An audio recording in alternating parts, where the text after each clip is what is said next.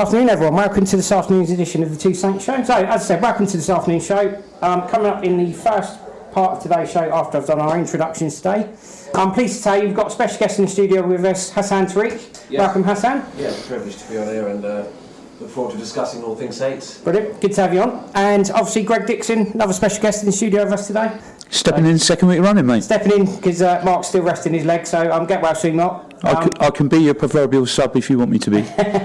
Awful lot to get through today. A lot going on today on the show. We've actually got, coming up in the first half of the show for you today, we have our Two Saints review of West Ham versus Saints and Saints related news. So we will be back after this first break. The following programme contains language, views and opinions that may be unsuitable for some listeners. This is not necessarily a view or judgment of Fiesta FM, its management, other hosts or advertisers.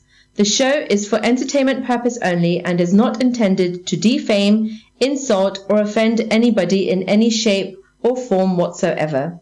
Listeners are advised to exercise caution in their own environment. It's the Two Marks, C&H, on the Two Saints Show, Fiesta 95 FM. So, starting today's show, our review of West Ham versus Saints. I'm just going to kick things off, say what I think, and I'll throw it open to you guys. I thought, to be fair, defensively not good enough, unfortunately. Whenever Saints seem to come up against an English style of play or sort of physicality, they seem to always struggled against West Ham at St Mary's earlier in the season doing that exact thing. Really difficult. Really difficult one for me. I felt against West Ham, not good enough defensively, didn't stand up to the robustness or physicality of West Ham, couldn't do it at St Mary's, struggled at the stadium again. And unfortunately for me, defence not good enough. Calvin Davis actually said they'd been working on defensive work all week. Ralph said the same thing. And didn't even last 5 minutes. Alex McCarthy, I thought, had an absolute nightmare. And Antonio and Haller just ran right. Absolutely ran right, I thought. Basically, the team just need to adapt to who they're playing. And whenever they play in a team like Burnley, West Ham, that sort of nature of team, they need to step it up a bit. And to be fair, the team just weren't up to the task. The only player who really came out of it with any credit, James Ward-Prowse. The rest of them, absolutely shambolic. And unfortunately not fit to wear the shirt. And Alex McCarthy, absolute nightmare. I don't know what he's doing. His starting positions all wrong. He's made an absolute horror show. And he's handed it to West Ham on an absolute plate. That's my just brief rundown of what I thought, guys. I'll throw it open to you guys. And I'll begin with Hassan. Yeah. What was your take on it, Hassan? Well, I think we were being generous, 3-1. It could have been 4 or 5, to be fair. I thought Antonio at the end, Haller, they had several chances to extend it. Maybe that scoreline certainly flattened us. But you've got to look at, at 2 o'clock when the team comes out. You've got 2 fit right-backs on the bench in Kyle Walker-Peters and Jan Valery, and he's played Prowse at right back. So essentially, I thought Prowse did fairly well there against Aston Villa, but Aston Villa were a very poor side, and we were at home. So the problem for me is you need to play right backs in right back positions, because not just did we not have that, we also lost James Ward-Prowse in the midfield, which is massive for us. Will Smallbones, he's a young lad. I was really impressed with him against Villa, but I think he needs protecting. And when you shove him in a position like a toxic atmosphere at the London Stadium, and it's not healthy, and I worry about his confidence. I don't think that was a game really necessary for him. You'd probably say due to the physicality that West Ham offered, but maybe Oriol Romeo could have played that position better. For me, it should have been James Ward-Prowse, and then at least you have a proper right back, because I believe the first goal actually came from a Prowse clearance, who, although he's clearly up to halfway, there's still plenty to do, but it just never got going. And I thought the midfield was just way too light, and I think when you lose the midfield battle, it just puts the double amount of pressure on the defence, and our defences are just as fragile normally when we are winning the midfield battle. So when you lose the midfield battle, the truth is we crumbled, and it was a really disappointing performance in every instance. The only real movement or encouragement was with the goal, when Stuart Armstrong runs 20-30 yards, brushes off a few players, gives it to James Ward-Prowse, like you said, who puts a lovely cross in for Obafemi, who... Yeah. I don't know if that was his only touch of the front half, where it's a brilliant finish. It's a brilliant finish. People said, did he mean it? I think he certainly did. And you're sat there thinking, at 1-1, maybe we don't deserve to be in the game, but we are. But I wanted to bring up something a bit bigger issue, which is from counter-attack. So we had 2 or 3 corners within the first half, and both of them, they all resulted in a West Ham counter-attack and nearly scoring. Now, if we take ourselves back to March 2018, 2 seasons ago, we faced a similar predicament, and we're sat here 2 years on, and we are facing the same problems against the same teams with a very much a similar defence. And you just sit there, tearing your hair out, thinking, what are we doing in midweek? Preparing for these teams. We're not doing homework. Bowen came out before the game saying about how he'd analysed Alex McCarthy before the game, so he knows what minute he goes down, where to place the ball. With our players, based on watching on the performance, you look at them and you think, was there any homework that went into that, Mark? Because it just really didn't look like that, and Yep, can't argue that. it essentially it feels that result, because of the way Watford, West Ham, Norwich are winning, it almost puts ourselves in a predicament where we were before Aston Villa. Absolutely. And that maybe we undid all the hard work, which was very disappointing. But I think Djenepo, Redmond, Ings, Prowse and Armstrong are our sort of 5 sort of strong real players, and they are the standout. I just feel everyone else in ability and possibly ambition just doesn't meet that calibre. I think we definitely missed Djenepo, Redmond and Ings up top on Saturday for sure. It was a massive miss. I think those players you've listed are the standout ones from a bad bunch, to be fair. Yeah. Over to Greg. Greg, your take on the West Ham defeat and Alex McCarthy's performance and the team's performance as a whole. Well, I think the first worrying thing is, Mark, that we spoke last week about how important it would be for Saints to get the team right. Yeah. And we said it was a must-win game, and West Ham's away form is better than their home form, so you'd like to think that with the power that Saints have got, that they would have gone there and got something. But we highlighted Will Smallbone the week before about his good debut, but like Hassan said, he's a young up and coming player that doesn't need to be chucked into the fire week in, week out. Yeah.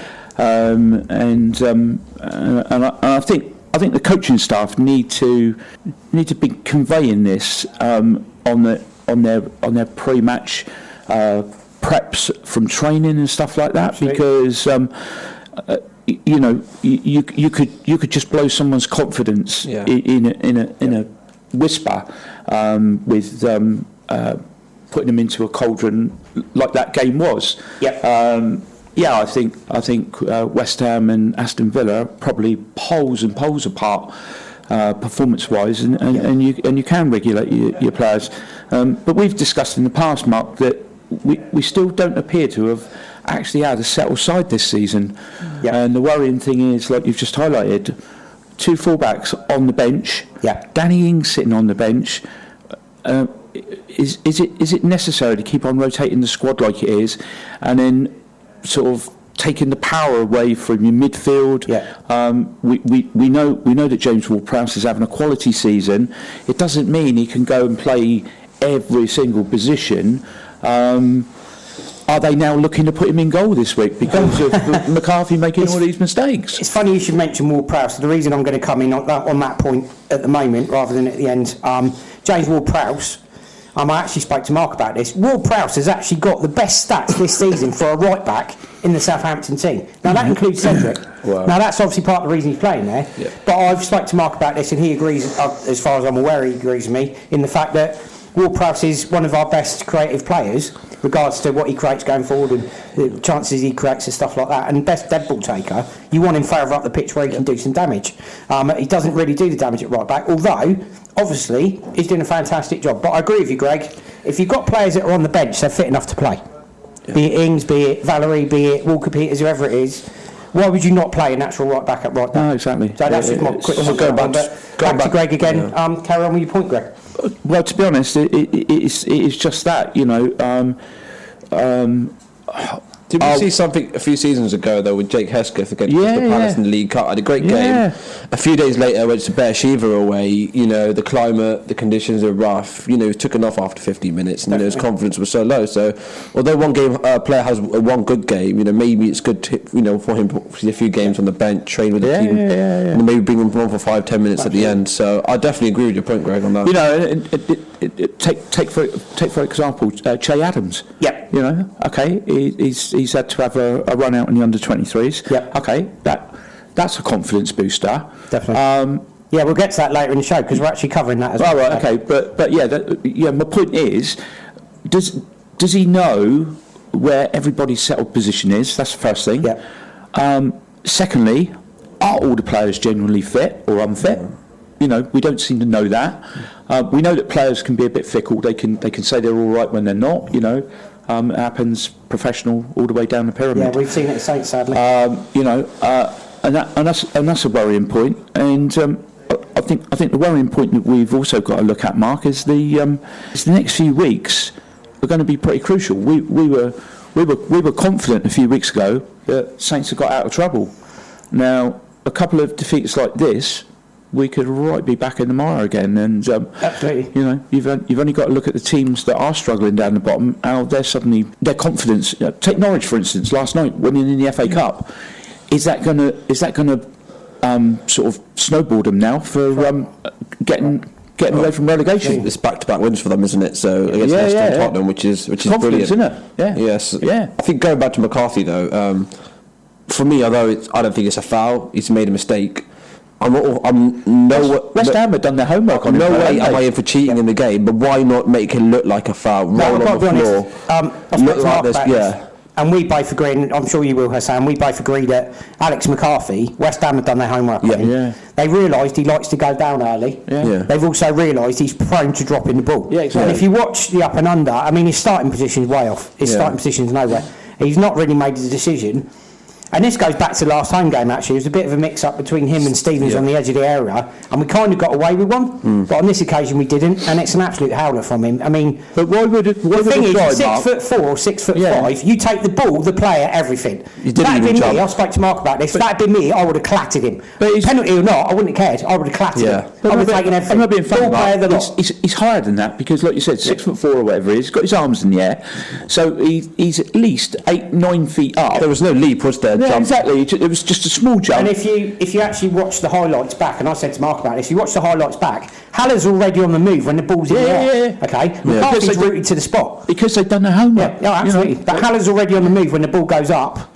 McCarthy's rooted to the spot, moves very late. His starting position is wrong, and he got nowhere near it. But as I said to Mark asked me what I'd have done in that position. I said to him, absolutely clattered him.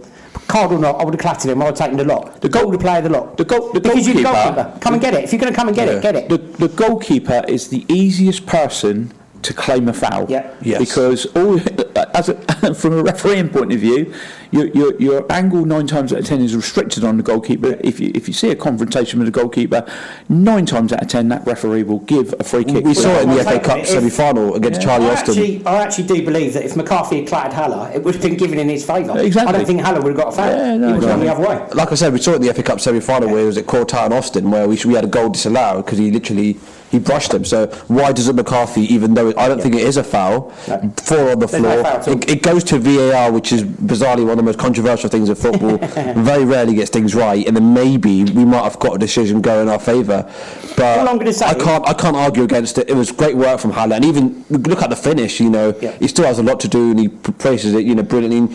Because it was so close to half time. You're thinking, all right, we've been terrible this half. Get to 1-1, and then maybe a few substitutions. You know, the time Danny Ings got on the pitch, but we're 3-1 down, and the game's gone. You start there thinking, where to go from there. The other thing as well for me, the strangest decision is we're 3-1 down, and Hasenhüttl goes defensive and says, "Well, I was trying to shore things up." Well, if you're 3-1 down, go out there and have a damn good go at it. Yeah. Well, you're 3-1 down. What are you going to do? Oh, we might have lost 5-1. We lost 9-0 at home to Leicester because we didn't bother to turn up. So if you're 3-1 down, why on earth are you going defensive? Go out there. You've got 25 minutes. You've got 25 minutes. Damn good go at them. If you've got the best striker available, you've got other people available on the bench, you make a defensive substitution, which made no sense whatsoever, to shore things up when you're 3-1 down. Shouldn't you have shored it up when we were 1-0 down? The thing is, the amount of time we've seen Saints just drop a 2-goal lead. If you get one back at 3-2, anything can happen. I think the commentator while I was watching the game said that West Ham actually 3-1 up against Brighton, and then once Brighton got the second goal, there was just panic within the West Ham defence crowd, but there was no urgency when you bring on players like Romero and Vestergaard. We almost gone to a 5 at the back, and you're trying to keep it. Went to 5 at the back. It's not Man City. It's not. It's not Liverpool where you want to protect a 3-1. It's West Ham. I'm just going to run through some of the regards to West Ham. I'm just going to run through some of the reaction from the game, so we can come back to anything that sort of stands out. Ralph Hasenhüttl said that he thought the goals against West Ham were an absolute joke. Michael Obafemi said we've got to rebuild. Lots of different things we need to do. So Obafemi reckons they need to rebuild from that. Ralph Hasenhüttl's basically warned the players about complacency, thinking that they're safe when they're not. That for me is the ones that stand out really more than anything. That for me is what stands out the most amongst all of those. And obviously, if you look at the stats, Saints actually lost a game where they had 66% possession.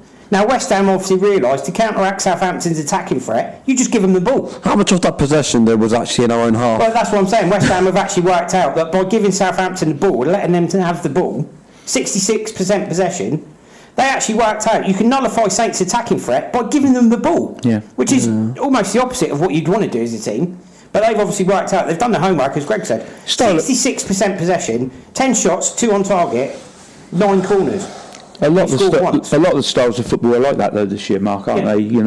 These statisticians have worked these things out, and it dictates the way the game's played, doesn't it? I mean, the issue being, like Mark said, Mark made a very valid point in the fact that he said the only player that came out of that with any credit was Ward-Prowse. The rest of them were absolutely shambolic. I think within the 6th minute on the counter back, he runs all the way from right back to left back, gets a last minute ditched deflection. But the thing is, the concern is about the goalkeepers for next season, because you're looking at it, you've got McCarthy and Gunn who are probably kind of the same level. Fraser Force is in Celtic making save after save and playing really well.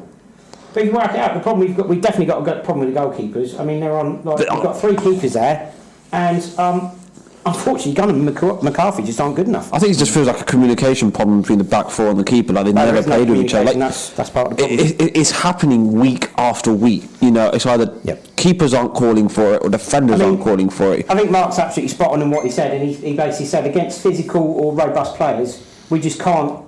We can't deal with it. Cannot deal with it. I thought the goal against Burnley summed up the communication between our keeper and not only that. I mean, regards to dealing with corner, there's just nothing. There's no communication. We look at the Burnley goal, West Ham, both preventable, both at major times in the game. If those mistakes don't happen, potentially, I'm not saying we deserve to win any of those games, but potentially we get a point and we're sat here in a different situation, further away from the relegation zone. It just, like I said, it just feels like 2 steps forward, 1 step back at the moment. We're so inconsistent, both within the team that we're picking, and the performance levels. I just say thank God we beat Villa, because when you looked at that, when Pepe Reina came up for that corner at the end, you just thought if they nick something here, it would be disastrous. And in the long term, had they actually got on a point, we would have been well in the relegation sort of dogfight. And it's just weird because you don't know how many points is going to keep you safe this season. Yeah, absolutely. I mean, I don't think it's 34. I don't think it's 36. I think it's more like 41. Saints definitely need 2 more wins. And we'll get to the other games later on. I mean, from my point of view, just to wrap it all up, from my point of view on that, the team just weren't good enough performance-wise. Ward-Prowse, the only one who came out of it, any credit. Not good enough. Needs to learn to adapt against physicality. Can't do it. I'm one word. Shocking. Absolutely shocking. I'd give credit to West. So well done to West Ham, but I think everything from the selection to tactics to substitutions all went wrong that day. So I think the biggest issue is teams have worked us out. Yeah, exactly. Right. So that brings us... Got the score right, wrong way round, didn't we? West Ham 3 Saints 1, which is unfortunately quite disappointing. So moving on from that... Make the Two Saints Show your permanent fixture with Mark C and Mark H on Fiesta 95 FM every Thursday from 12 till 2. Right, moving back into the show now. Some really good news coming out of Southampton Football Club. Laurie McMenemy has been appointed as an ambassador to the club, along with obviously Francis Benali's already won and Matthew Letizia. Just going to reiterate what Mark spoke to me about yesterday.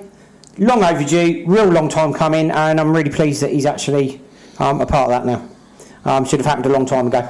So let's hope the club also recognise some ex-players as well. It'd be good. But fantastic news. So Lauren McManamy been appointed ambassador of the club. I'm going to start with Greg on this one. 83 years old, obviously, Laurie. I was just going to say, not before time. I'm a little younger than Laurie. Obviously, we've had him here in the studio upstairs. Great ambassador for sport. And if I've got as much passion as him, if I can reach 83, I would have dictated I'd had a rather happy life, mate, because his enthusiasm, even his knowledge, he's still mentally aware of everything that's going on, which is, I'm not trying to disparage him, but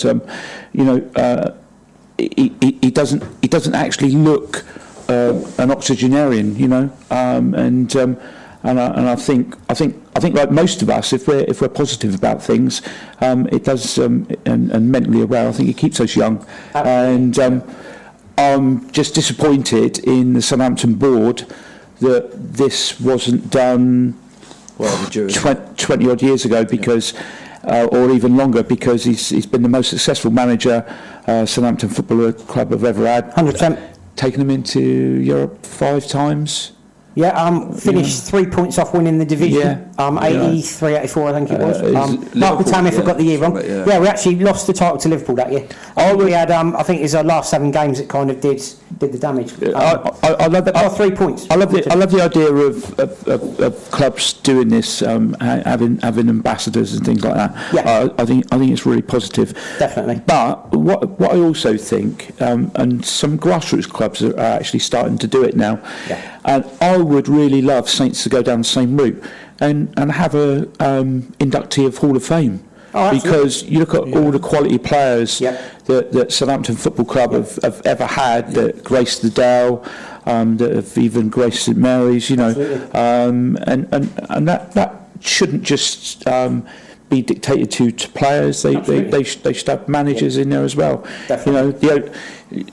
Looking as far as Saints' successful managers, really Ted Bates, Mr. Southampton. Exactly. There's a reason he's got a statue outside the stadium. Yeah, and I think that's something that these football clubs maybe, it's not as though we haven't got enough land in and around St Mary's. They could build a little small museum there.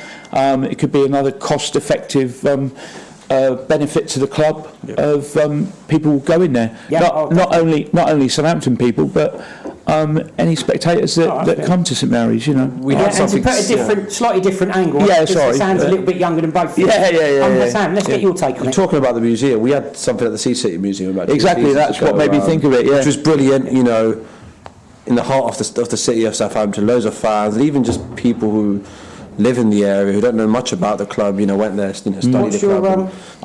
What's your take on Laurie McManamy's appointment as an ambassador, given that you're one of the younger fans? Yeah, it's brilliant. A lot of my generation, although we never got to experience his managerial and his influence on Southampton Football Club, we still see it now.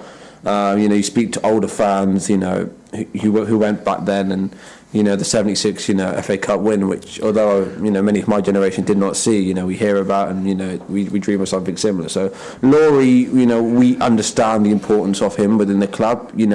Whenever I have heard him speak, the passion he has for the club, the way he loves the club. I was at the Southampton Disabled Supporters Association event, and when Laurie walked in the room, all fans from the age of 50 to about... So the partner of the sea, isn't it? Yeah. Literally. Even fans my age were running up to Laurie. He really, unites the fan base. We all love him to bits. Like you said, it was well overdue because a person who's he gave us over 12 years of service at the football club as a coach. So a person like that, really, you would have thought that something like this would have come a lot sooner. It didn't, but. Laurie, we're so lucky to have him, and I just hope the club really look after him. I hope we use him to talk to the current players at the football club as well, and get them to know him. Because he knows everything about our great football club. You often feel. You also want to look at some of the iconic things that he did that were totally off the wall from the point of view of a manager. And funny enough, I actually got to know about this a few hours before it actually happened. When we actually signed Kevin Keegan, that was like sort of taking a mountain down, really, wasn't it? I've spoken about this so many times, the signing of Kevin Keegan, which for me, lucky enough to remember it, I was absolutely blown away. I had somebody... That would be like going out and signing Lionel Messi at the moment. I had someone working in the hotel, and she actually contacted me and said, "Greg, you're never going to guess what's happening today." And I said, "What's that?" I said, "Saints are going to sign Kevin Keegan from Hamburg." I said, "You're absolutely joking." And then 2.5 hours later, it was public knowledge. But the thing is, as well, you're thinking, how on earth are they going to, like, what on earth, they've signed Kevin Keegan, how on earth can anybody even better that? Yeah. Not only did we sign Kevin Keegan, he then goes and signs Peter Shilton as well. I was just going to say, how on earth did Laurie manage to sign Peter Shilton, the England #1? He made us feel like a big club, didn't he, Laurie? I mean, what a manager! How on earth do you get Shilton and Keegan in their prime? You look at the icons that were signed in his eras at the club. You know, you've got to look at people like, for argument's sake, somebody who was like head and shoulders above already, sort of coming towards the end of his career. And then he brings Peter Osgood into the club, and then brings the best out of him again. Well, another one is Mick Mills. Dave Watson. Great job for us. Oh, and Dave Watson. The list is endless. I got quite emotional about Dave Watson the other week, which is understandable. But him and Chris Nichol, for me, what a centre-half pair. Absolutely brilliant. Yeah. So, credit to Laurie where it's due. And let's not forget, at one point, Laurie actually brought the continental style of playing. Exactly, Yes. He actually moved Ruben Agbula from left-back to sweeper at one point because of the continental style they were playing. And he got the best out of players. I mean, Mark Dennis is another player that we can look at. Laurie got a decent amount out of Mark Dennis before Chris Nichol obviously took over as manager. And he was fundamental in working. And he managed to keep him on the straight and narrow, which was a pretty hard thing to do for Mark Dennis, to be fair. Yeah, he was also fundamental in ensuring that our youth pathway was always open. Absolutely. You know, he was. I can remember. Being involved in doing the under 19 games on a Saturday morning, and you'd have him and Alan Ball coming along watching the games. Yeah, you know, when the likes of Chris Baird and all that were like playing for the under 19s and people like that. You know, the thing is as well, Laurie, it's not just the stuff he did on the pitch. It's not just the stuff he did with the club. It's the stuff he does outside of it as well. You know, dementia, Alzheimer's. He attends the SDSA open days. He does all sorts of charity work people don't know about, and nothing is too much trouble. The guy's absolutely amazing, and definitely a club legend in my opinion. The one thing you forgot to mention, Mark, as well, is that he is the overseer of the Special Olympics as well. Yeah, I didn't even know that. You know, and let's also not forget, not only did he serve as in the capacity of manager at Saints, he was director of football at one point. Yes. Obviously served with Graham Taylor, England assistant manager. So he got us competing with the best. The Liverpools in the 80s, definitely. Obviously Nottingham Forest as well. We lost in the League Cup final 3-2. He got us with those big names in the 70s and 80s. Southampton were amongst. So he got us the best players. He made us feel like a big club. When you obviously a few seasons ago, Kruger called us a small club. That was the opposite. Laurie's Horse was a big club, not just to the fans, but to the players he was bringing in. He got us into the Southampton culture. Let's also not forget under Laurie how close we were to winning the cup in '79. Against Forest. Yeah. Very narrowly missed out on that. So that would have been another one. And one of the things that obviously Laurie did successfully when he was with Saints is the qualifications for Europe on a consistent basis. Yeah, we consistently qualified for Europe right up until the Hazel Stadium teams were banned. And the worst part about that was when that ban came into effect, we'd actually just qualified for Europe under Laurie. So I was lucky enough to see some European football at St Mary's under Laurie McManamy. But for me, two of the best teams I ever saw. With Kevin Keegan and obviously without. For me, the two best seasons back in the 80s with those players that were involved. The likes of Mick Mills, Peter Shilton, Kevin Keegan, Chris Nichol, Dave Watson, Nick Holmes. I mean, I think back to then, and for me, other than probably the early 2000s and probably under Pochettino and Koeman, some of the best football I've ever seen. Fantastic. Some of the performances at the Dow and against the big teams, absolutely phenomenal. Yeah, and all credit to Laurie. I think he thoroughly deserves it. It's been a long time coming. I think he was just had this aura about him that he was able to convince the board to spend this money. Absolutely. Because even back in those days, we all know how difficult board members could be to work with. Yeah. But he sort of took them out of their comfort zone, really. Yeah. and like we just discussed just now, you sort of look at some of the names that he brought in, and you sort of look and think, hang on, are you for real? Is this actually happening? And then before we knew it, he was bringing in all these quality players, but at the same time was able to get the best out of them again. Oh, definitely. You know, even the likes of Alan Ball. Yeah. You know, and that was a good move in a way, because that sort of led Alan Ball into going into management as well. You know, and Laurie supported him in that as well. You know, so he certainly had his passion. His passion is sure, you know, for a Geordie man. Who's still got his roots actually in the northeast. He's come down here and not even wanted to move away. He's still living in the same house that he moved into when he first came down here. Served, you know, served for 12 years at Saints as manager, so that's quite a long. He's definitely one of our own now. Quite clearly, we could obviously talk about Laurie McManaman all day today. You need a longer show, mate. Unfortunately, we do have the rest of the show to get on with, and one of the other news topics we need to cover is regards to Shay Adams being on target for the under-23s. Finally broke his goal drought. Pass laid on to him by Oriel Romeo. Watched the goal, thought he took it really well. He also hit the post. Unfortunately, couldn't prevent the under-23s from losing. So we'll come back to that shortly if there's anything you want to say on that. But for me, I'm really pleased to see him do that.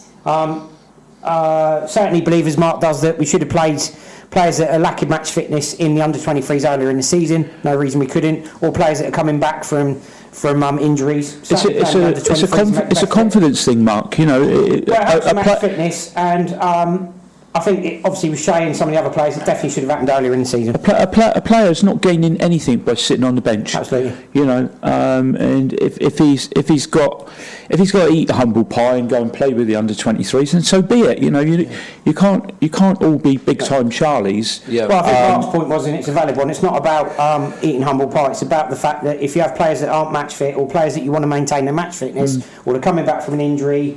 You know, if they're not playing regularly in the first team, put them in the under-23s. Shay Adams needed a goal. He needed a bit of confidence. He's played in the under-23s. He's got a goal. Probably going to give him a bit of confidence, and it keeps his match levels up. I remember Pierre-Emile Højbjerg under Puel. He wasn't getting into the team, and he actually played in the under-23s for about 6 weeks. So, you know, like I said, eat humble pie. You know, it can happen to the best of players. You know, Oriol Romeo, we haven't mentioned. He also played. So, if they're not getting game time in the first team, they need minutes under their belt, because 100%. All it takes is one injury and they're called in, and then if they're lacking any match fitness, then it's going to tell them the last 15-20 minutes. So yeah, definitely.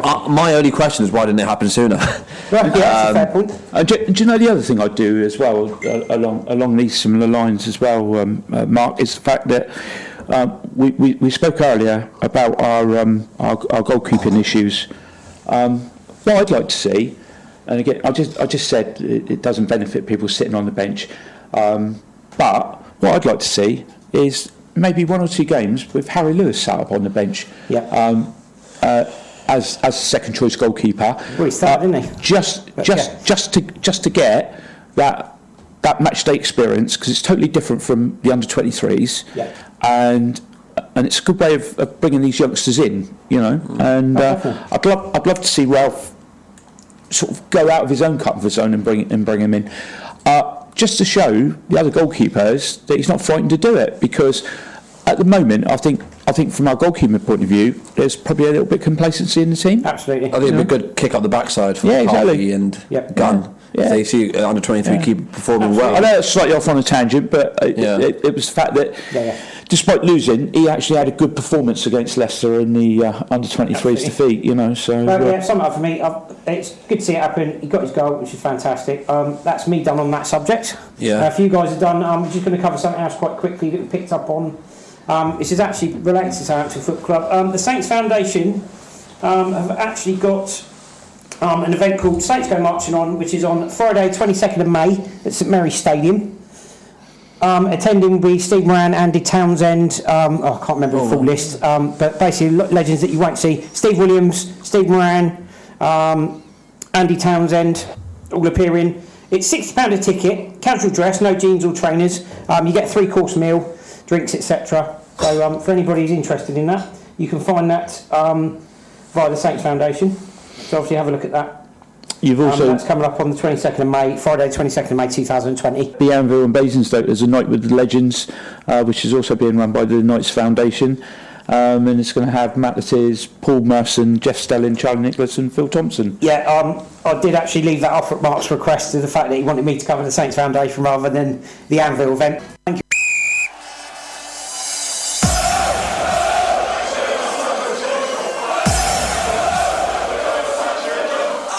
Make the Two Saints Show your permanent fixture with Mark C and Mark H on Fiesta 95 FM every Thursday from 12 till 2.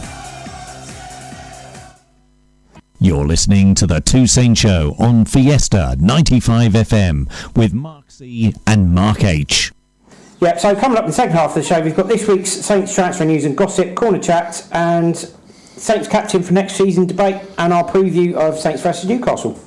So, moving on from there, what I need to do is just make a correction on what I said just before we went to the news. The evening involving the past Saints players, Saints Go Marching On, is actually being arranged via the Knights Foundation and Nicky Banger, ex-Saint. So, obviously check that out through Knights Foundation, not Saints Foundation. So, my mistake there, just correct that one. Right, there we go. So, moving on. The first topic to cover is going to be this week's Saints transfer news and gossip, and we're starting with the first story, which is involving the hot topic of conversation at this moment in time, Pierre-Emile Højbjerg, and the alleged story that's going around that he's actually had a contract offer from Southampton which he's turned down. Just a couple of things I'm going to point out before we get into it. It's been confirmed by Adam Blackmore that he hasn't been offered a new contract as yet, and they've also reported it in the Echo. But the story is that basically he's had has apparently reportedly rejected a contract offer from the club, according to Football Insider. They say he's apparently rejected a contract. It's been reported in a couple of areas that he's not actually turned one down. Mark's take on it is the same one, I believe. We both believe there may well have been a gentleman's agreement made with Højbjerg that he's going to leave this summer. That maybe he won't end up signing a new contract. That's just our personal views on that. But I'm going to bring Hassan in first, and then we'll come to Greg afterwards. Get your thoughts on that, guys. Well, Pierre-Emile Højbjerg's possible turning down of a contract, even though it's been confirmed in the Echo and Bowden Blackmore, it hasn't happened yet. He's not been offered one. Well, what I can confirm is he's actually changed agents, and that is solid. That is factual. That is the factual news we do have on that. He has actually changed agents. And what can tend to happen is what agents say and what clubs say can be completely opposite things. I think he has changed agents to look for a move out. Yeah, let's also bear in mind, let's give it a bit of balance on that as well, Hassan. It's important to balance it out as well. One of the other reasons players do sometimes change agents is to actually get a better deal with the club they're currently at. Yeah. So it's not always an indication they're going to leave. No. It's important to point that out. But obviously, back to what you're saying, I just wanted to obviously give it a bit of balance to that, and obviously say there's more than one reason obviously agents are appointed. But obviously, it's a fair point. Obviously, as we get close to the summer, we will know he's only got about 14 to 15 months left on his deal. Now, a player of that calibre, he's still very important to our team. We cannot allow to go to the final year of his contract. The situation is a bit different. Cedric, he's one of those core players. He's a captain, so it cannot happen. The problem is at the moment is the club are stating 36 points is and they won't open any contract agreements until then. There was an article going out a few weeks ago that Shay Long's committed to another season, but that the club won't announce it till we get to 37 points. So I think at the moment there's a lot of speculation regarding several players, and that until we're on 38 points maybe above, we will start to get some concrete sort of news. But regarding Pierre-Emile Højbjerg, there was interest in January from Tottenham, and there has been alleged interest, although it's a difficult one for me. Obviously he may want to see which direction the club's going in. We've got 10 games to go this season. We could still very much, if we look at the balance of the argument, it could still be a top 10 finish and a bottom 5 place. And the difference that is vital in a player's decisions to whether he wants to commit to a club or not. So it's a difficult one for me. But the way he played on Saturday didn't really look like a player who wants to be here long term. He's not had one of his best seasons. Yeah, he's just sort of dropped off. I thought last year he was our rock, but this year we haven't seen the same motivation. I attended a fans forum in August where he was asked about the contract, and his whole character and attitude that night was he didn't really want to be there. Yeah, Mark actually, if you remember, Mark was the one who actually posed the question to Pierre-Emile Højbjerg. Mark spoke to me about this yesterday and wanted me to highlight it, which I think is a fair point. The reason he believes there may well be a gentleman's agreement in place with PEH is he actually asked him that question at the fans forum, have you signed a new contract yet? Is there one on the offing? And Pierre couldn't look him in the face. He was quite sheepish with his reply. Couldn't look him in the eye when he said it. So I think that's part of the reason Mark believes that there's a gentleman's agreement in place for him to leave this summer.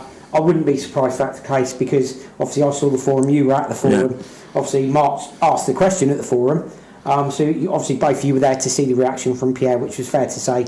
He was quite sheepish, didn't want to give anything away really. Also, even though if say tomorrow he signs a deal, it doesn't mean he's going to stay with us for 2-3 years. All it will potentially mean is if we've got 3-4 year deal he signs, is that we'll probably get 10 to 15 million more for him. If we are in the summer where he hasn't signed a deal and he's only got a year left, I don't think you could be looking at him getting anything more than 20 million for him. I think we had a situation with Victor Wanyama a few seasons ago, and got 12. Greg, see what Greg's take is on it as well. What's your take? To be honest, I think in this day and age, I think contracts are they really worth the paper they're written on? Because, like you said, players can change their agents at will nowadays, and I really don't think that. I've got issues with agents. That's my biggest problem, because I know in a lot of cases that agents are not in the game for the best of the players. They're obviously looking to line their own pockets first.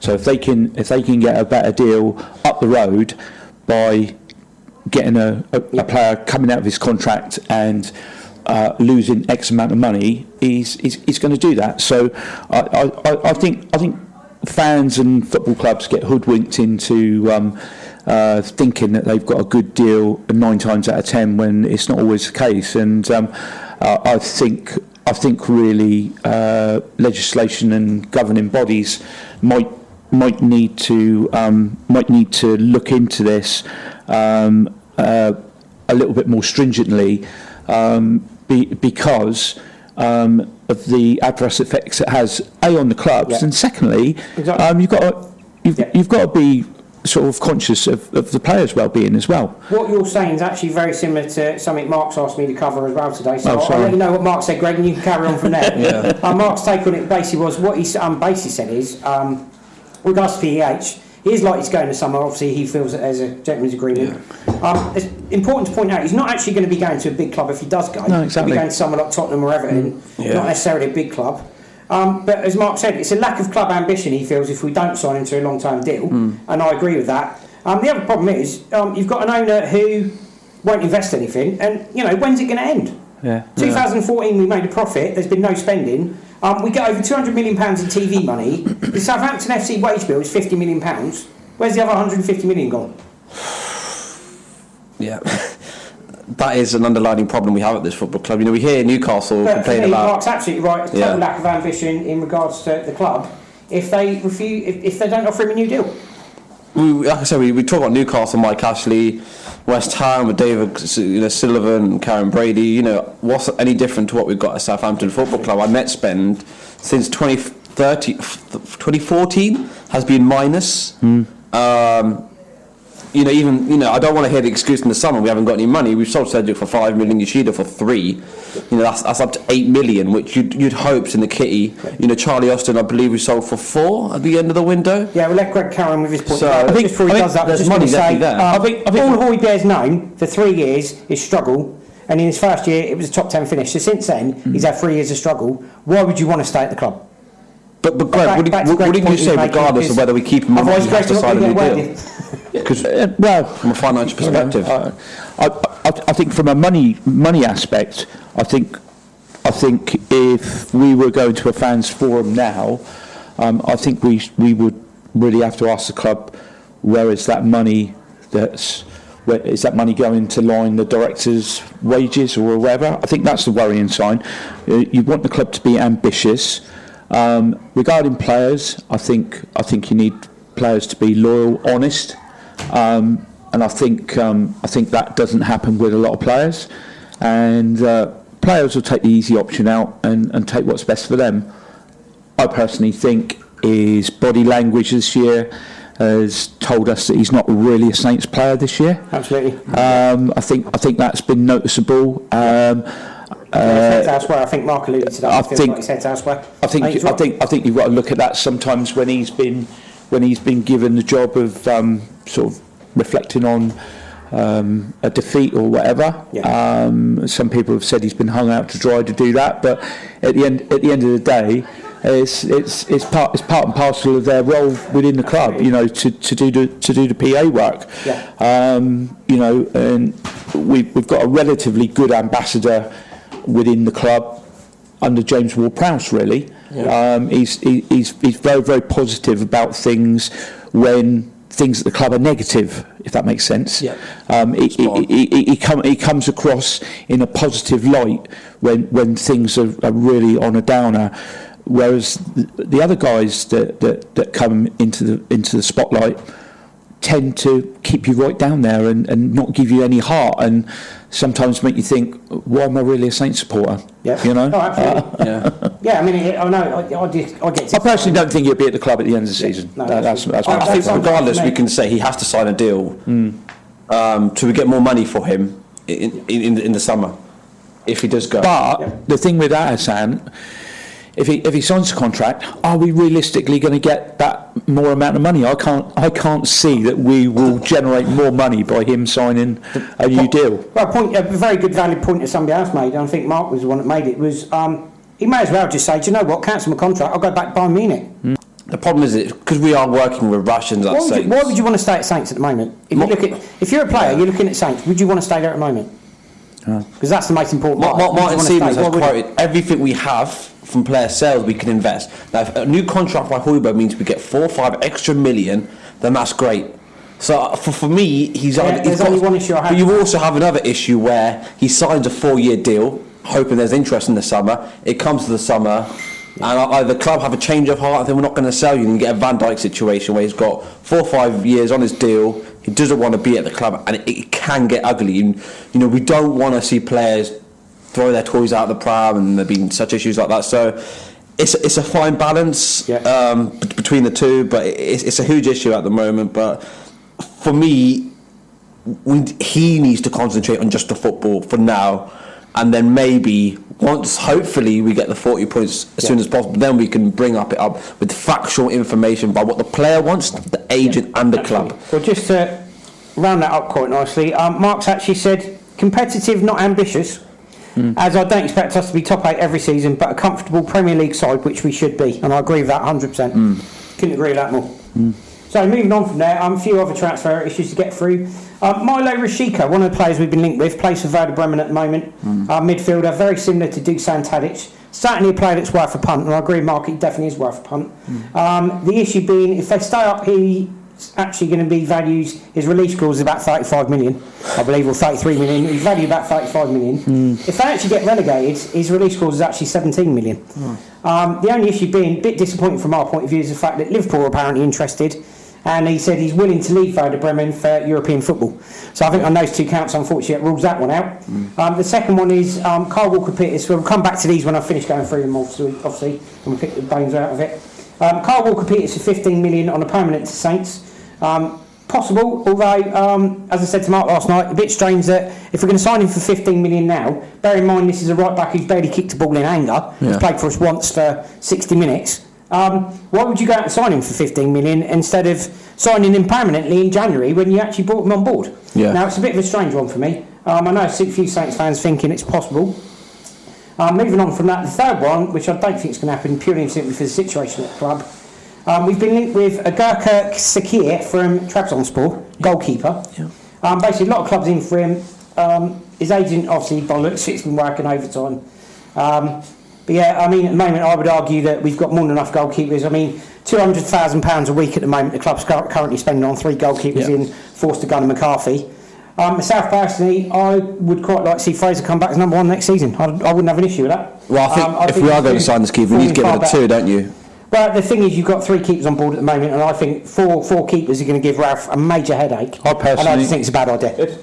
If I had the choice now, and we had to make a decision by the end of this week, if that was the situation we were in, I would go to Celtic, bring Fraser back in. Yep. Agree with Hassan. Get rid of the other 2, and then bring Harry Lewis up as a number 2.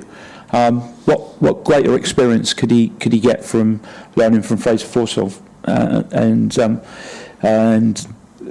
Saints offload those players and start building from within, because in the past we've always had a good youth policy, and we've been lacking that over the years recently, and I'd love to see him get back on track and start concentrating on building from within. You know, I think the problem is because Gunn and McCarthy haven't really performed as well this season.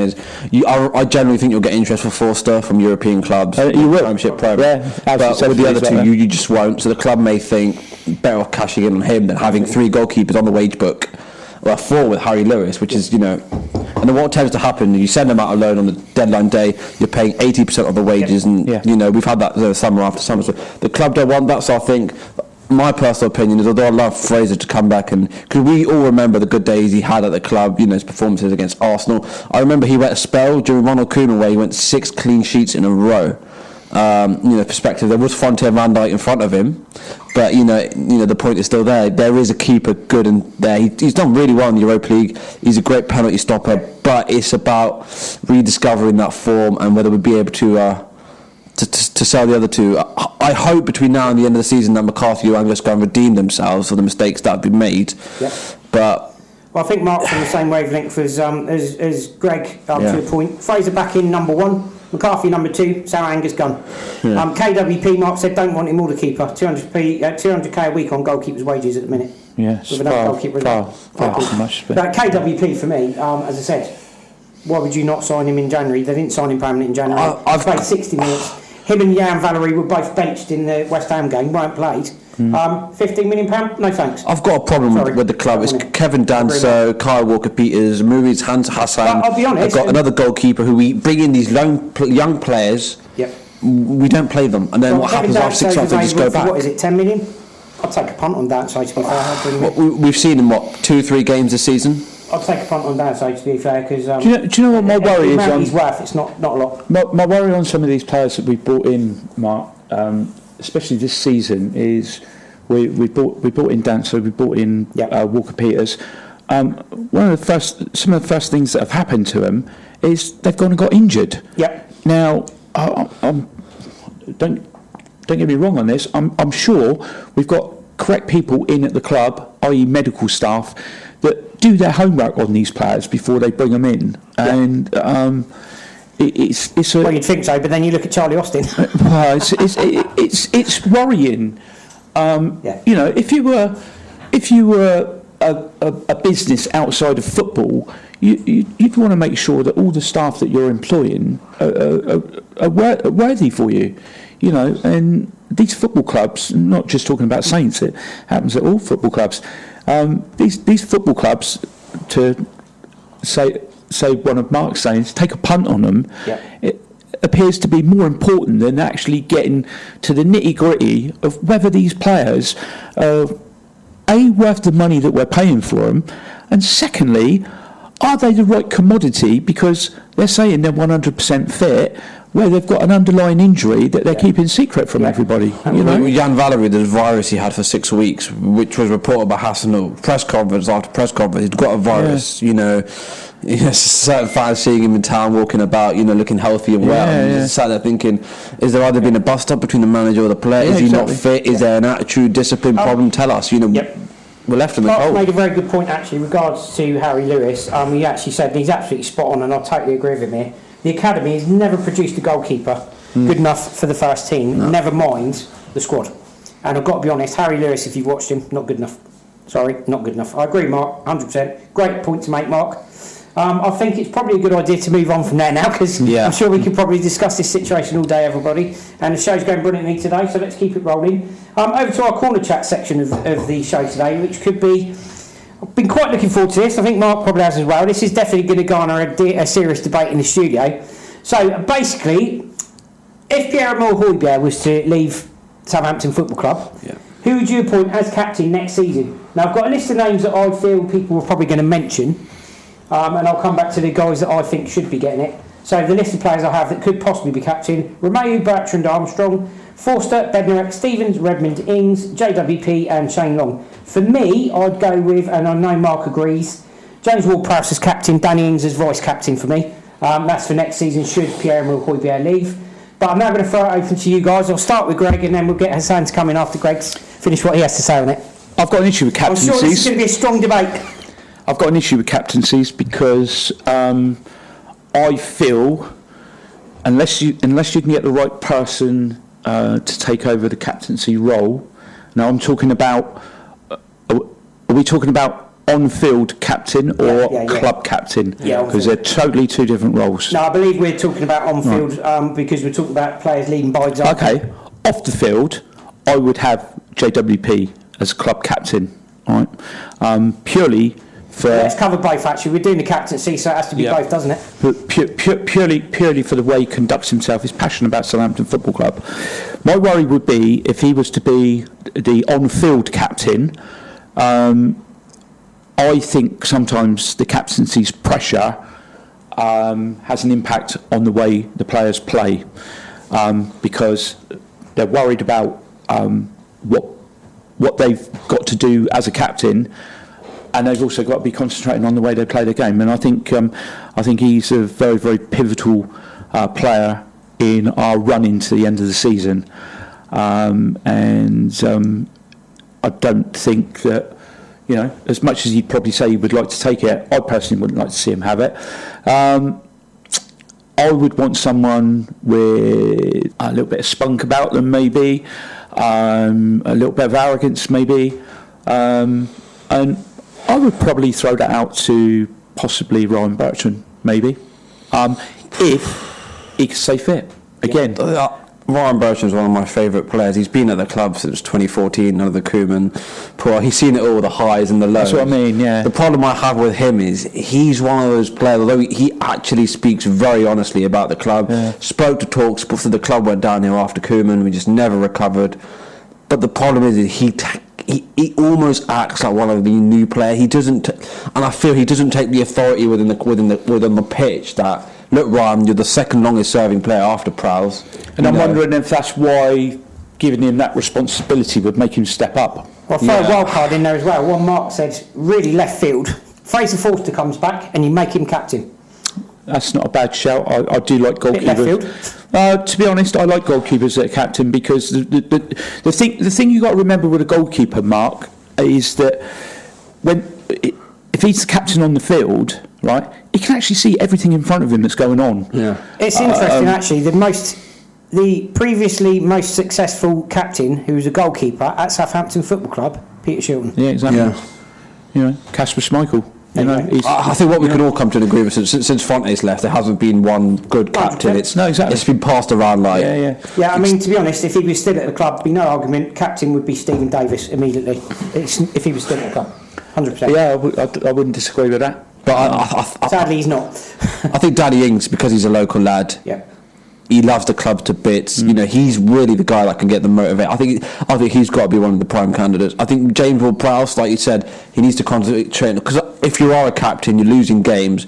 Prowse is the one that's been the forefront of it all. The thing about Ward-Prowse as captain and Ings as vice captain is the fact that both of them are the standout players in that team at the moment. Yeah. By far and away, head and shoulders the best of a bad bunch. But if you're looking for players to lead by example, those are the two you'd be looking at. I don't disagree, but I just think looking at some, you know, I'm not just looking at Southampton Football Club, but I'm looking at football clubs in general. Sometimes when players get named as captain, it takes that little edge out of their game, because I think they then get the mentality that they've got to do everything right, and what they do, they try and overachieve, which makes them underachieve. And it's trying to get that happy medium, Mark. Yeah, Mark said he's actually been captain under Hughes, Greg. Yeah. With regards to the thing is, with a captain, needs to be a player who's playing week in, week out. Yeah. And we're not a settled team. Players coming in and out. I think we said that at the beginning of the show, didn't we? Yeah, I mean, that's something to bear in mind. You want your captain to be somebody who's a regular starter in the first team, week in, week out. And Danny Ings and James Ward-Prowse JWP, they are. And Ryan Bertrand, which was yeah. the mix. I've got to be honest, going to totally disagree with you there. Ryan Bertrand for me should never be captain again. I remember a game West Ham away, 2-0 down, and he stood down the sidelines grinning like a Cheshire cat. What are you grinning at, Ryan? You're 2-0 down. You're the captain. You're not vocal enough. Don't get me wrong, Ryan Bertrand, well spoken enough, but for me, disagree. I wouldn't want him as captain again. Not strong enough character on the pitch. In the dressing room, he may well be, but not strong enough on the pitch. But that's what this show's all about, mate. Absolutely. It's about opinions. It's about strong opinions, and that's what we want. And Mark will certainly agree on that. I know Mark's not overly keen on Ryan Bertrand being captain again. I'm sure Ralph would have his own take and he on has it as well.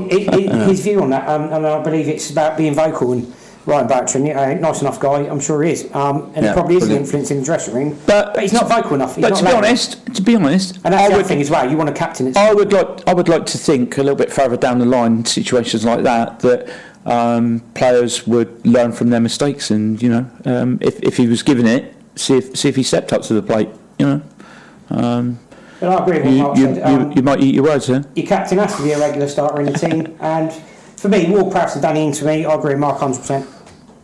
That for me, that'd be the pairing I'd go with. That's me personally. That's my view. That's obviously the reason for having corner chat. My only worry would be if it had an impact on his game, really. Otherwise, he would certainly be the fans' choice without a shadow of a doubt.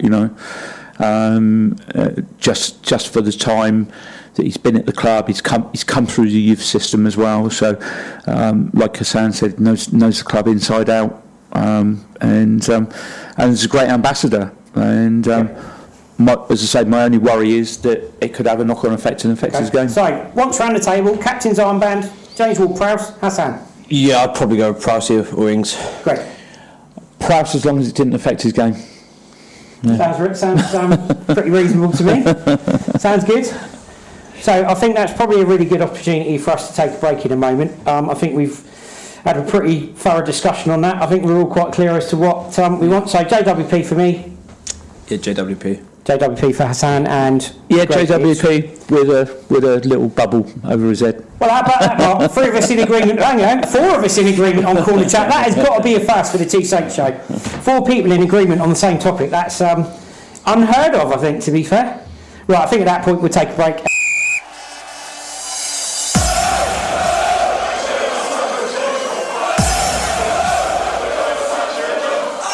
Make the Two Saints Show your permanent fixture with Mark C and Mark H on Fiesta 95 FM every Thursday from 12 till 2. And welcome back to this afternoon's Two Saints Show. This is now time in the show for our preview of Saints versus Newcastle. I'm just going to throw out there what I think. I think Newcastle probably studied Saints recently, studied the way they performed against Burnley and West Ham. I reckon Newcastle are probably going to come and set up in the same way that West Ham and Burnley probably did. Joe Linton, no wins in 7 for Newcastle. Joe Linton coming in for Newcastle on a run of not having scored in a very, very long time. Saints have already proved that when it comes to players that don't score in a very long time, we're very helpful with that. I think he's going to get on the score sheet. John Joe Shelvey, Mr. Shoot from Anywhere. He's obviously up against us as well. And unfortunately, the worry is that Newcastle have actually got the same record as when West Ham played us at St Mary's. They actually will beat us, and sadly I think if we even played West Brom at the moment they'd beat us.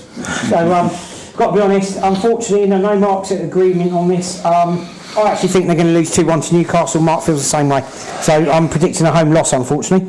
Hassan.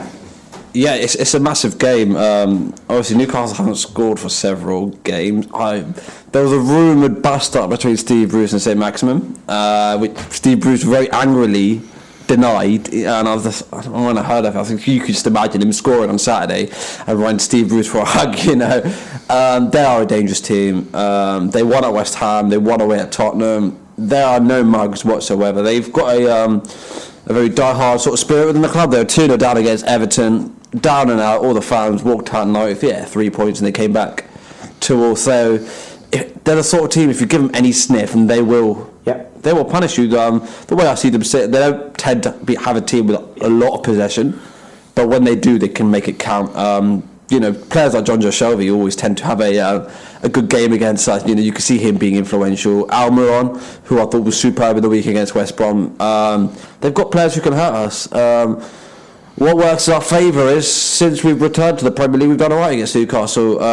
In the last 2 seasons, we've drawn, games we've dominated, probably should have won, but they are a dangerous team. 3,000 Geordies, they travel well. Their support will be behind them. It's a massive game. If they win, they go above us. If we can get something, we can extend that gap. But it's a difficult one for Saints.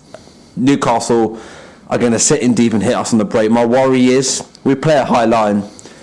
You get any of their quick players in between us. Steven and Ben aren't blessed for pace, and I can see their best opportunities coming from the break. They will offer more than Aston Villa did, and if we do not take our chances, they are the sort of team that will make us rue them. So I expect a very, very tough game, and whether people like it or not, I think any point counts, and if we can get 1 point on a Saturday, it's certainly not a disaster. If you're going to leap over the finish line, then you have to do that. But it's definitely a game. You look at the fixture we've got, especially at home, we have to target Brighton at home. They are right in the mix. Brighton, let's not make no doubt. They can come to St Mary's in May and really needing a win, and then you've got Arsenal, Man City and Sheffield United who are all fighting. So Newcastle at home is probably on paper, couple of things adding there about, I think they're going to get a little bit physical with Shalvey in the team and some of the others. I think they're going to get a bit physical. For me, Aaron Cresswell proved that he put one on Stuart Armstrong early in the game. Yeah. Armstrong was almost out of the game after that. Yeah. Give him an elbow and he couldn't handle the physicality. I think that's going to be an issue. John Joe Salvy's going to get physical. We all know he will. And what a fine keeper they've got. Because when teams play this sort of British style physicality, we can't deal with it. And I think Newcastle can do exactly the same, because I think Steve Bruce has been studying what West Ham did and what Burnley did. Also Dubravka, who's another one who we're going to have to try and get past. He's had a great season so far. Greg? Well, I think it's worrying times, to be honest, because like Hassan said, you've got to look at Newcastle's stats. They're not firing on all 4, 5, 6 cylinders at all. They're going to come to St Mary's looking for a bit of a backlash. I think we've looked at the stats in the past, Mark, me and you, and we know that their forwards are certainly not on fire at all. Have to agree. I think they've got a quality goalkeeper who is probably a little bit underrated by a lot of the pundits. He's been the best goalkeeper in the Premier League this season. Massively. He's some of the. He's. I think he's probably the sole person why Newcastle are where they are on the table. To be fair, because they certainly haven't got the firepower there. But I really think that there's going to be a backlash here on Saturday. Their backs are going to be up because of the defeat at West Ham as well.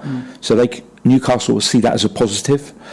And I think, like you say, I think the physicality of the side could sort of ruffle one or two of the Saints' feathers. They blow very hot and cold. They beat Sheffield United, Tottenham and West Ham away. And they played very well in these games where they haven't looked as effective. They're a real tough one too. I've got a few. I'm not sure if you've looked at the appointments, Mark, but I don't know who's refereeing the game, and I think that's going to have a massive impact on the game as well.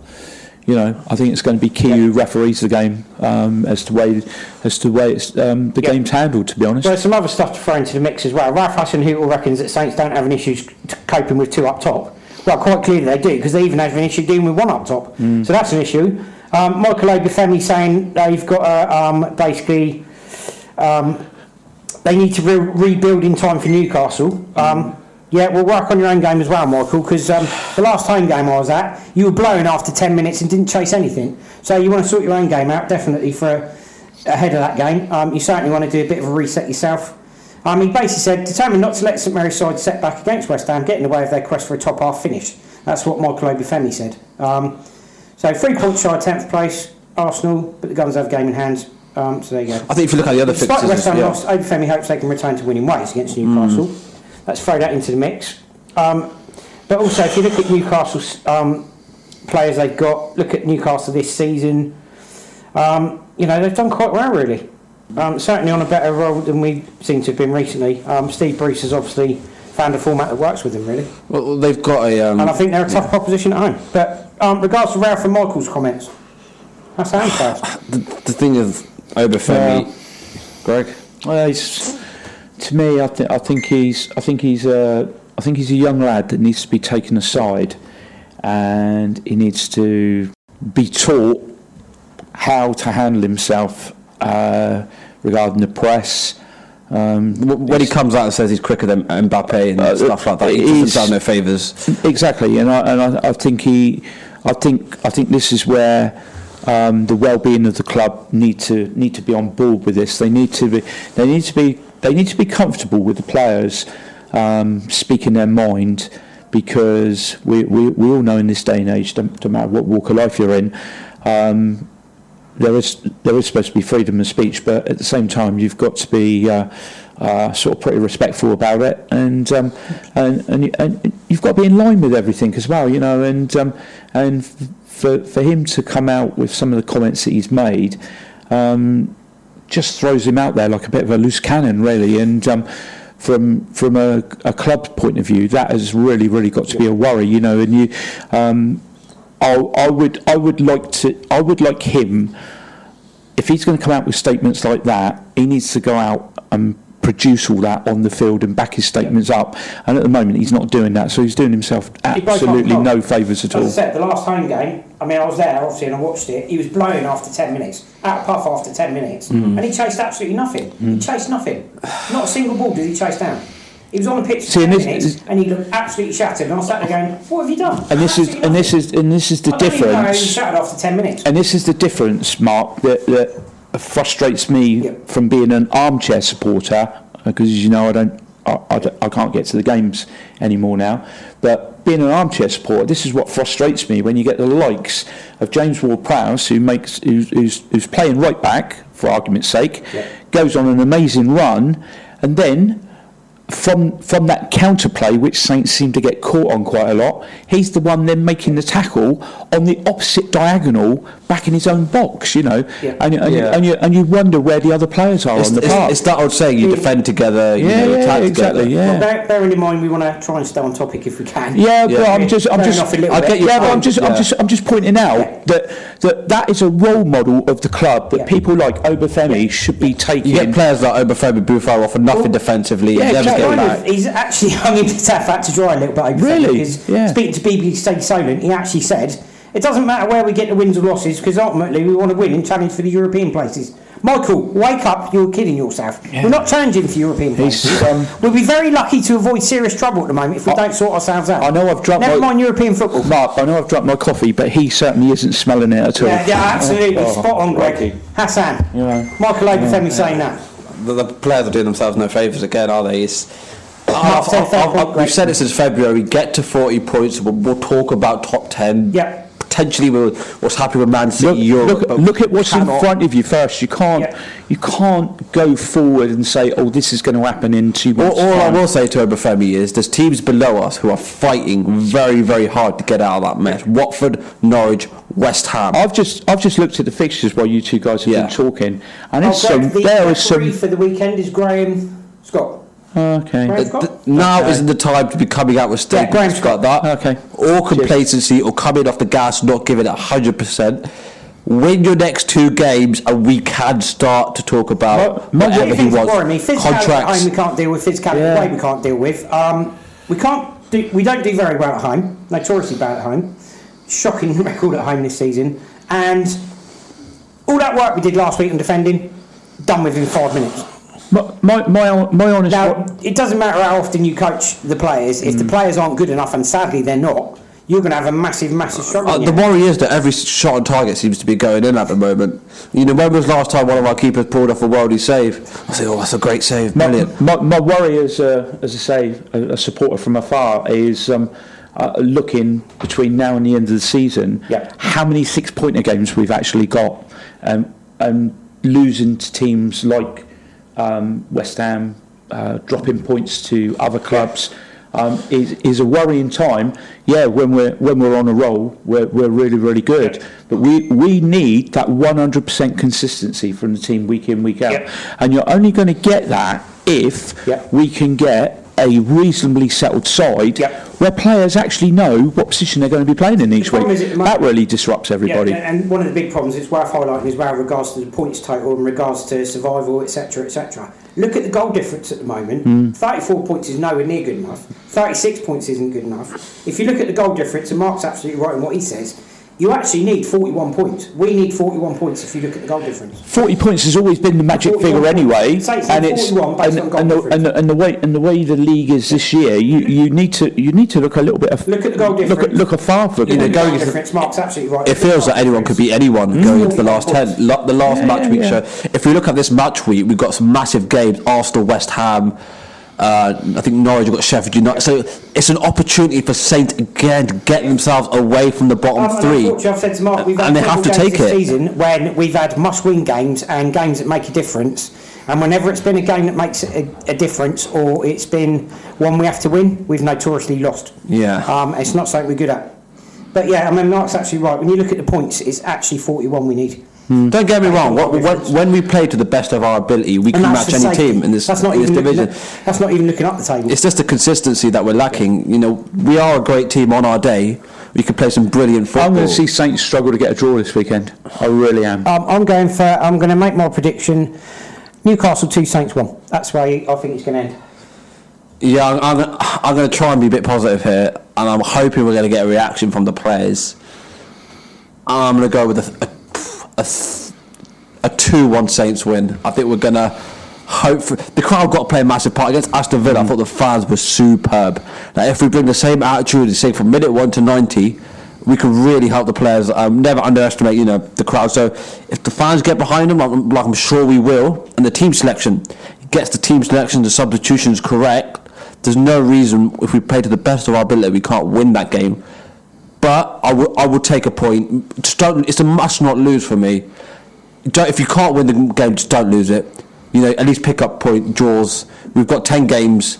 A few draws might just cut it. 38, 39 points. So the biggest problem with players is you've got to have adaptability in a player. Exactly. And the problem is we have players at Saints who aren't adaptable. Now, any kind of player, any player that's got half amount of ability or a decent amount of ability should be able to play in multi-positions. Ward-Prowse has it. He's able to play in multiple positions. He's probably the one example in the squad of a player that can play in multiple positions. And unfortunately, adaptability is key in a player. And it's definitely in the modern era. And against teams like Newcastle, West Ham, Burnley, you need players that are adaptable. Yeah. That can change games, that can play in different positions. Because it gives your manager more options. And I just don't think my issue for the weekend, Mark, is going to be team selection. Team selection is going to be key because Newcastle have got some pivotal players in that team, some who are not fundamentally firing at the moment, and their games are going to come good, and I can see it coming good this weekend, right? The pitch at St Mary's is going to be very, very fast because of all the weather we've had. So that's going to play a fundamental part in the game. We need the Saints players to be positively fit and not lacking power after 15 minutes. They've got to give 90 minutes. If I realise the last time Saints had a team that could play for 97 minutes was under Gordon Strachan.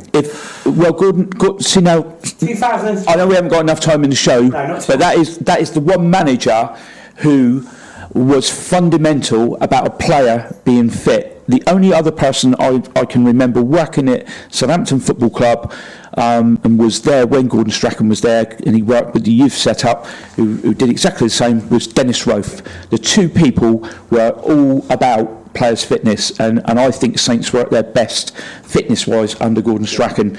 Now, all I can see this weekend, the best I can see this weekend, and I don't really want to be negative, is a draw for Saints. That's what I can see the best.